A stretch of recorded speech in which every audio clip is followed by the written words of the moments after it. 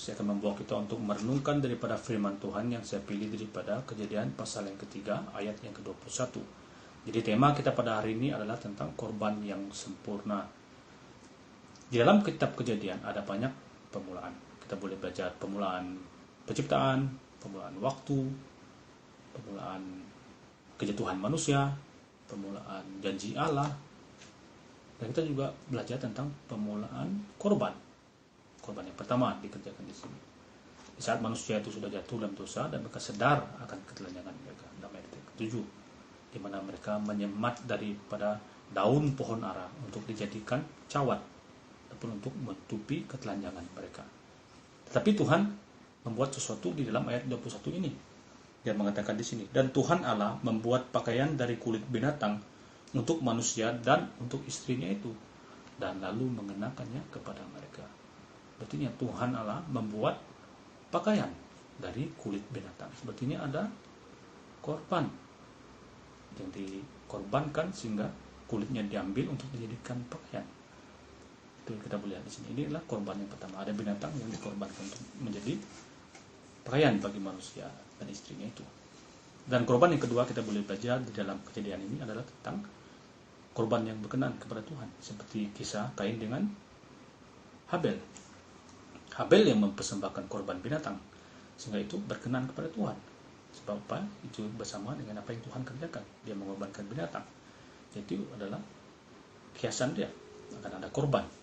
Seperti juga kita lihat dia di dalam Bapak Abraham di saat dia menyerahkan Ishak, dan Ishak digantikan dengan korban yang disediakan Allah, yaitu anak domba. Itu korban pengganti Ishak, kita melihat di sini. Sama juga dengan korban yang dilakukan Israel, di mana mereka ambil darah dia lalu disapukan di atas pintu mereka sehingga maut itu lalu daripada mereka, sehingga anak-anak sulung mereka tidak mati, tapi anak-anak sulung Mesir semuanya mati.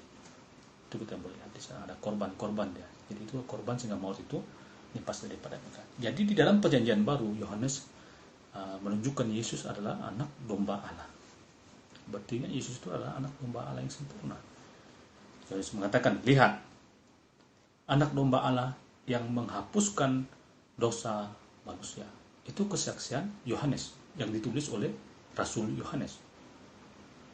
Yohanes Pembaptis yang ditulis oleh Rasul Yohanes.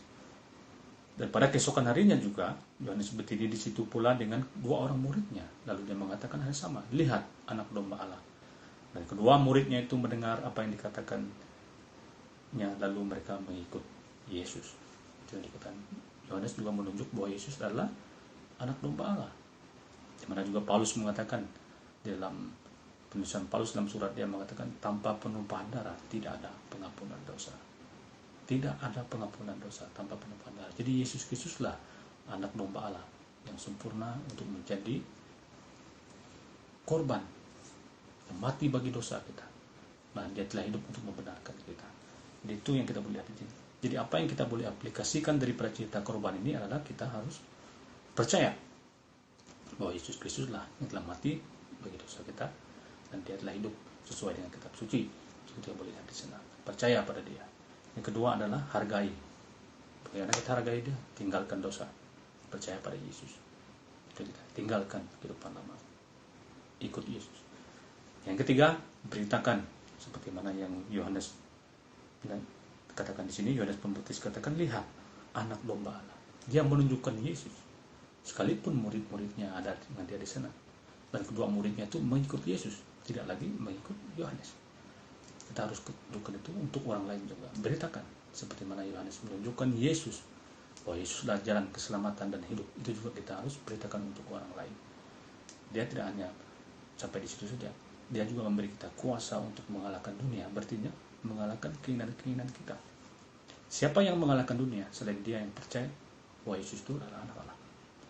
Itu juga dalam kehidupan saya pribadi, mana saya menyerahkan diri kepada Tuhan, kehidupan saya mulai berubah. Oleh kenapa? Bukan karena saya, tapi karena Kristus yang telah memampukan saya untuk keluar daripada kehidupan yang gelap, sehingga saya mengalami terang Tuhan sampai kepada hari ini. Jadi itu juga yang menjadi keharusan kita sebagai orang yang percaya. Beritakan, lihat, Yesus Kristus adalah jalan keselamatan dan hidup. Di luar Yesus tidak ada keselamatan. Haleluya.